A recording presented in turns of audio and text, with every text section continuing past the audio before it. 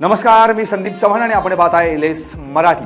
पाहूयात काही विशेष घडामोडी। क्रांतिज्योती सावित्रीबाई फुले पुणे विद्यापीठाच्या समोरील उड्डाण पुलाच्या कामावरून सुषमा अंधारेंची टीका। या पुलाचं काम किती निकृष्ट दर्जाचं आहे आणि जर काही दुर्घटना घडली तर किती लोकांच्या जीवावर बेतू शकतं याची कल्पनाही करवत नाही, अंधारेंचं वक्तव्य। राज्यातील कुस्तीपटूंचा आज कराडला आक्रोश। एकच महाराष्ट्र केसरी स्पर्धा घेण्याची पहिलवानांची मागणी। कराडला आज 40 महाराष्ट्र केसरी, 10 ते 12 हिंद केसरी आणि 2000 पहिलवान येणार। डबल महाराष्ट्र केसरी चंद्रहार पाटीलही राहणार उपस्थित। पिंपरी चिंचवडमध्ये गॅसच्या तुटवड्यामुळे हॉटेल व्यावसायिकांकडून डोसा बनवणं तात्पुरतं बंद। पुढील 2 दिवसांमध्ये गॅस पुरवठा सुरळीत न झाल्यास हॉटेलही बंद होण्याची शक्यता। हॉटेल व्यावसायिकांची चिंता वाढली। गॅस तुटवड्यामुळे कोल्हापूरच्या महालक्ष्मी अन्नछत्रावर संकट। 3.5 शक्तिपीठांपैकी एक असलेली करवीर निवासिनी श्री महालक्ष्मीला भेट देणाऱ्या भाविकांसाठी गेली 18 वर्षांपासून महालक्ष्मी अन्नछत्र कार्यरत। यवतमाळ जिल्हा परिषदेत काही अधिकारी, कर्मचारी आणि शिक्षक बोगस दिव्यांग प्रमाणपत्रांच्या आधारे सेवांसंबंधी विविध लाभ घेत असल्याचा संशय।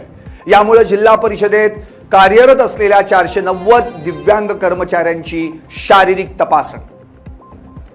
युद्धजन्य परिस्थितीमुळे जालन्यात हॉटेल व्यवसाय बंद होण्याच्या स्थितीत। गॅस मिळत नसल्याने हॉटेल व्यावसायिक चिंतेत। आखाती देशातील युद्धामुळे लग्नसराईच्या हंगामात मंगल कार्यालय आणि केटरर्स व्यवसाय धारकांवर संकट। व्यावसायिक सिलेंडर बंदीमुळे मंगल कार्यालय मालक अडचणीत। गॅसचा पुरवठा लवकरात लवकर सुरळीत न झाल्यास सिंधुदुर्ग जिल्ह्यातील हॉटेल व्यावसायिकांवर हॉटेल बंद करण्याची वेळ। हॉटेल व्यवसायासाठी घरगुती सिलेंडर वापरण्याची तात्पुरती परवानगी द्यावी, हॉटेल चालकांची मागणी। हिंगोली जिल्ह्यातील शेतकरी मोठ्या आर्थिक संकटात। आखाती युद्धाचा फटका शेती पिकांना। रिधोरा येथील शेतकरी शंकररायाजी गाडे यांच्यावर रस्त्यावर बसून टरबूज विकण्याची वेळ। मात्र टरबूजाला केवळ 5 ते 7 रुपये प्रति किलो दर।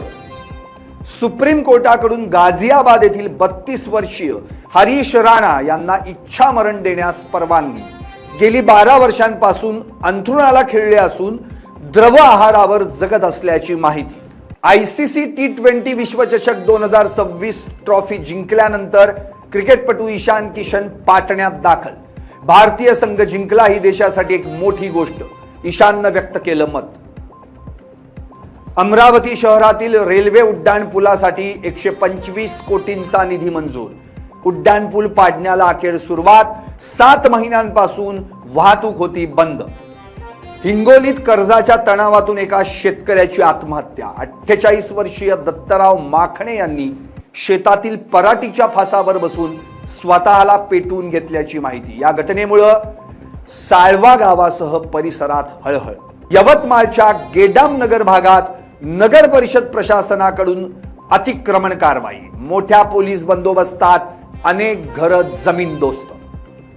नागपुरात शालेय गणवेश आणि बॅगच्या टेंडरच्या नावाखाली व्यापाऱ्याची 1,13,00,000ची फसवणूक। पोलीस ठाण्यात सायबर फसवणुकी प्रकरणी गुन्हा दाखल।